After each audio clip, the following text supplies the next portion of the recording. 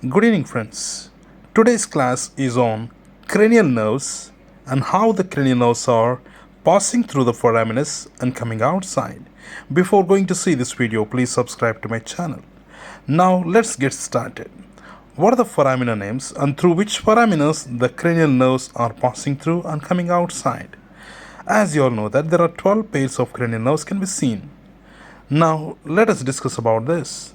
So this particular part we are seeing the base of cranial cavity. Now the base of cranial cavity is divided into three parts: anterior cranial fossa, middle cranial fossa and posterior cranial fossa.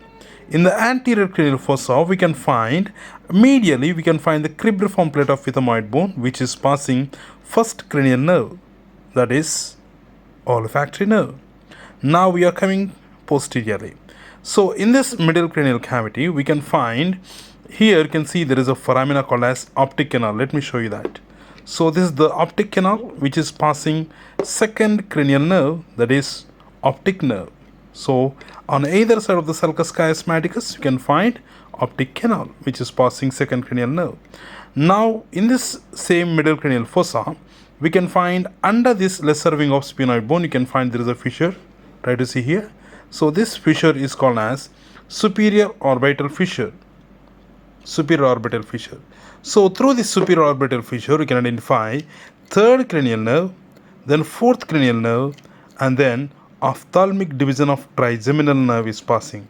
So the third cranial nerve, as you all know, that is nothing but your oculomotor. Fourth cranial nerve, that is your trochlear. Then ophthalmic division of trigeminal, the trigeminal nerve, the fifth cranial nerve. So the fifth cranial nerve, it is having three divisions: ophthalmic, maxillary and mandibular. So this ophthalmic division is passing through this superior orbital fissure. Try to see clearly. Then also it is also passing the sixth cranial nerve, that is your abducens nerve. Abducens nerve. Now we are coming posteriorly. Here you can identify in this particular part we can find, so other foraminas are in this middle cranial fossa. We can see other foraminas, but we are dealing only the cranial nerves. That's why we are coming back in this posterior cranial cavity or posterior cranial fossa. So next cranial nerves, the seventh and eighth. Let us see the seventh one. Now seventh one, which is passing through a foramina which is contributed by this petrous part of temporal bone. Let me show you that particular foramina. Here you can see that. So this is the petrous part of temporal bone. This is passing seventh and eighth cranial nerves. Seventh one is the facial nerve. Try to see here clearly.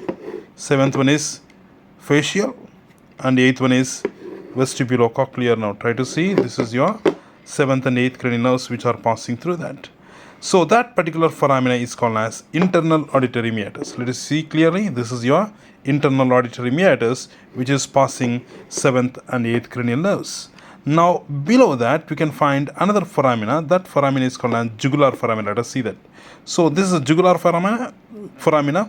So through this jugular foramina we can find 9th, 10th and 11th cranial nerve. 9th one is Glossopharyngeal, 10th one is vagus, 11th one is spinal accessory. Now the 12th one, through this foramina, let us see the foramina through which the 12th cranial nerve is passing. Now you are seeing on either side of the foramina magnum we can find there is a foramina. So that foramina, I have passed the probe. So that foramina is called as hypoglossal canal, which the hypoglossal nerve is passing, that is your 12th cranial nerve. So this is how the 12 pairs of cranial nerves which are passing through the individual foraminas and coming outside. So that is about the cranial nerves entry point. Thank you, dear friends. See you soon with a new class.